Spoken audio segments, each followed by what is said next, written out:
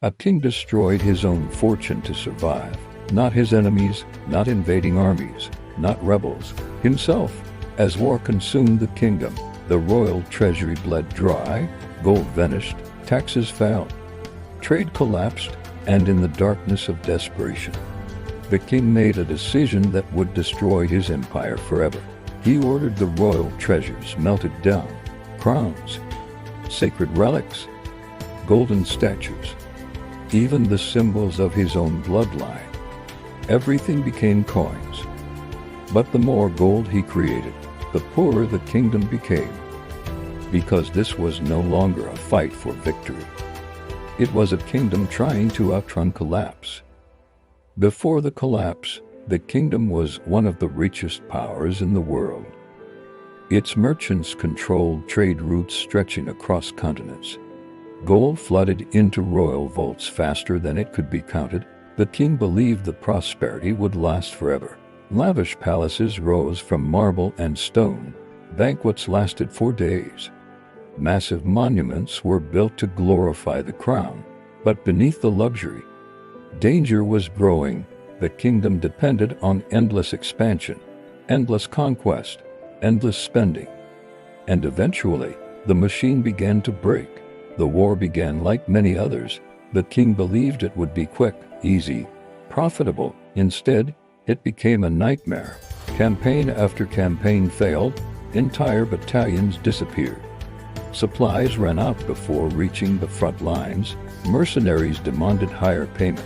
Generals blamed each other.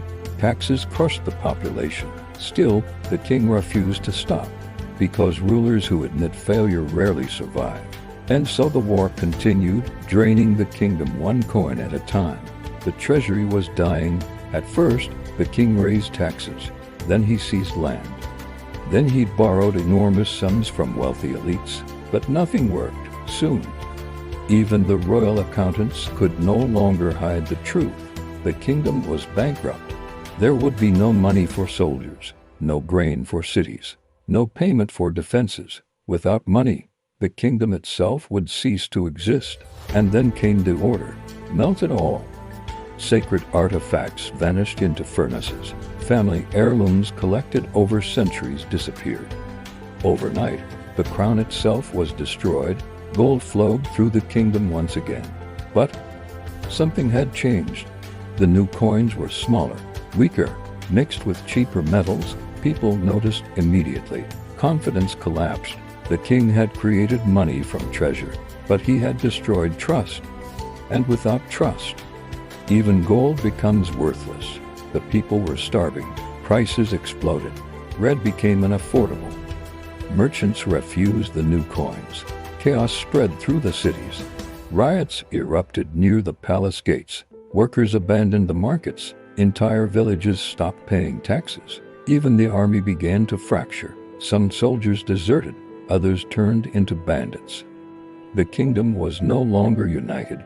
It was collapsing from within. The king believed one final victory could save everything. One battle, one conquest, one last gamble. So the exhausted army marched once more, hungry, unpaid, broken, and waiting ahead was not salvation, but disaster.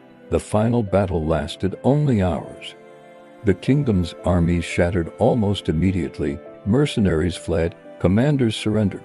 When news reached the capital, panic exploded. The treasury was looted, the palace abandoned, the throne left empty. The king who melted his own treasure had nothing left to rule. Not gold, not loyalty, not even fear, only ruins. In the end, the kingdom did not collapse because it lacked gold. It collapsed because desperation destroyed trust. The king believed treasure alone could save his empire. But wealth without stability becomes meaningless. Power without restraint becomes ruin. If you enjoyed this forgotten dark history, subscribe to Forgotten Chronicles for more cinematic stories, because history's darkest moments were never truly forgotten.